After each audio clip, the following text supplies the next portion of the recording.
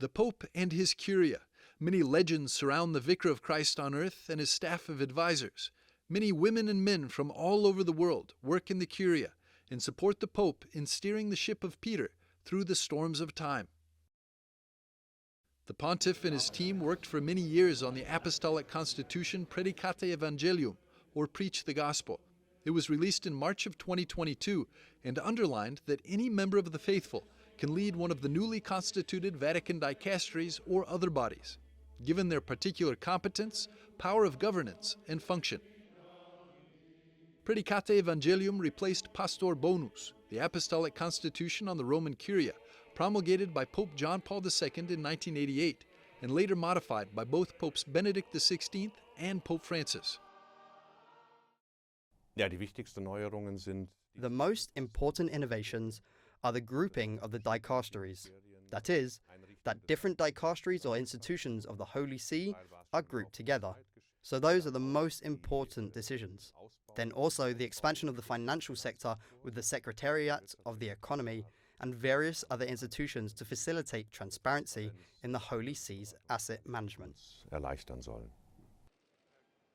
The Holy Father is not only concerned about the optics. Already in his Christmas address to the Curia staff in 2016, Pope Francis had emphasized, La riforma per questo non ha un fine estetico. Consequently, the aim of reform is not aesthetic, an effort to improve the looks of the Curia, nor can it be understood as a sort of facelift, using makeup and cosmetics to embellish its aging body, nor even as an operation of plastic surgery to take away its wrinkles. Per togliere le rughe.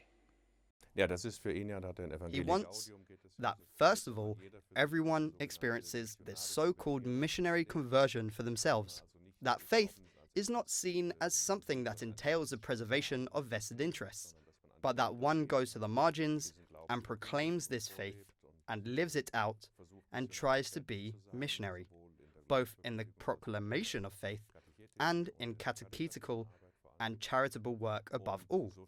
This is how he envisions the Church. That is why he has given this primacy to evangelization. Also, by placing the dicastery of evangelization first in the order of dicasteries. The whole reform of the Curia is based on principles that have basically remained the same since the Second Vatican Council. Already then, the bishops had called for decentralization, internationalization, and more involvement in the local churches. Decentralization and internationalization are reflected in the Curial Reforms. In many decisions that the Curia previously made only in consultation with the Pope, the local bishops' conferences are now more frequently involved.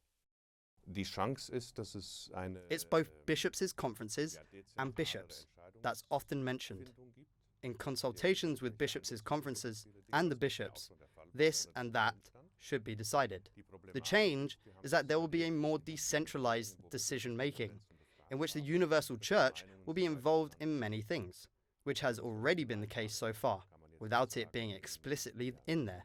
The problem is, as we have experienced in various cases where we have questioned bishops' conferences, that opinions differ very widely. I would even say that the reform of the Curia has strengthened the papal primacy, because he himself says, all offices in the Curia are vicariate offices. So they have a share in his fullness of office, and that has actually been strengthened rather than diminished by it. Especially in times in which the Church, especially in Europe, is in serious crisis, and the faith seems to be increasingly evaporating, Pope Francis elevates the proclamation of the good news, evangelization, to the highest priority. This is being reflected in the reform of the Curia that he has implemented. Monsignor Marcus Graulich sees a dynamic principle anchored in it. Yes, if you always have to ask yourself, is this really serving evangelization? Then it is a constant questioning of one's own work. But if you only do an administration, that is, you get a question, you then answer it, this dynamic principle, on the other hand, is proactive. So, then the Curia would also say, now we have to place value on this particular thing. Now we have to respond to this challenge and not just always react to requests that are made.